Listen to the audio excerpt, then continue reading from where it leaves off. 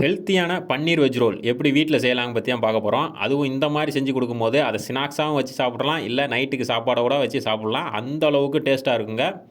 பன்னீரை வந்து சின்ன சின்னதாக கட் பண்ணி எடுத்துக்கிறணும். அதான் நம்மளுக்கு கரெக்டாக இருக்கும். பார்த்தாலே தெரியும். நான் இந்த மாதிரி நம்ம கட் பண்ணி வச்சுருக்கோம் எல்லாத்தையும்.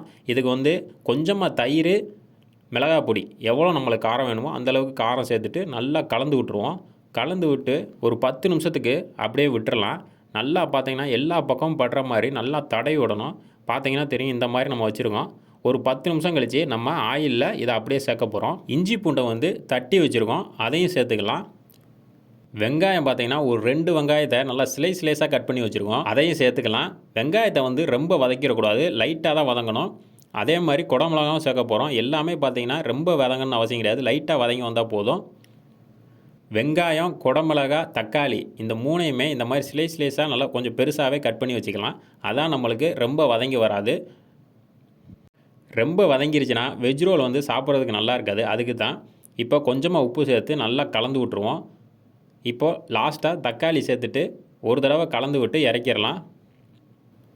இவ்வளோ தாங்க மசாலா, ஈஸியாக ரெடி பண்ணிடலாம். ரொம்ப டைம் எடுக்கவே எடுக்காது. நம்ம ரொம்ப வதங்கி விட போகிறதும் கிடையாது. அதனால் சேர்த்த உடனே நம்ம இறக்கி வச்சிடலாம். அதுக்கப்புறம் நம்ம ரோல் வந்து சப்பாத்தியில் தான் செய்ய போகிறோம். அதுக்கு மாவு சேர்த்துக்கலாம், மாவை பிசைஞ்சு எடுத்துக்கலாம். இந்த வெஜ் ரோலுக்கு பார்த்தீங்கன்னா சப்பாத்தி வந்து நல்லா சாஃப்டாக இருக்கணும், அதுவும் இல்லாமல் நல்லா பெருசாக இருக்கணும். அதான் நம்ம ரோல் பண்ணுறதுக்கு ஈஸியாக இருக்கும். சப்பாத்தி சாஃப்டாக வர்றதுக்கு என்ன பண்ணணும்னா மாவை வந்து நல்லா பிசையணும்.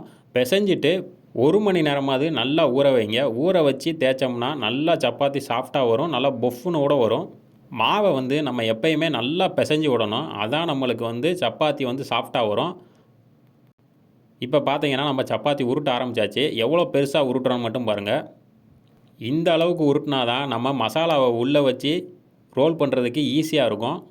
அதுவும் இல்லாமல் சப்பாத்தியை வாட்டும் பொழுது நல்லா ஹை ஃப்ளேமில் வச்சு நல்லா வாட்டணும். அதான் நம்மளுக்கு சப்பாத்தி சாஃப்டாக வரும். லோ ஃப்ளேம்லேயே வச்சு வாட்டினோம்னா சப்பாத்தி பார்த்திங்கன்னா ரொம்ப ஹார்டாக இருக்கும். சப்பாத்தி நம்மளுக்கு சூப்பராக ரெடி ஆயிடுச்சு. இப்போ நம்ம மசாலா வச்சிடலாம். இது கூடயே கொஞ்சமாக டொமேட்டோ சாஸ் அதை வந்து லைட்டாக மேலே வைக்க போகிறோம்.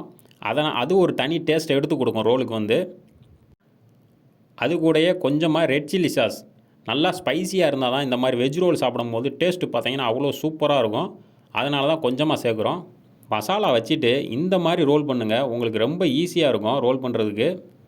மசாலா வந்து ரொம்ப அதிகமாகவும் வச்சிடக்கூடாது, அது ஒரு டேஸ்ட்டையே மாற்றி விட்ரும். அதனால் அளவாக வச்சுட்டு இந்த மாதிரி ரோல் பண்ணுங்கள். இதை வெறும் வாயில் ஸ்நாக்ஸாகவே வச்சு சாப்பிட்றலாம், அவ்வளோ சூப்பராக இருக்குங்க, டேஸ்ட்டாக இருக்கும்.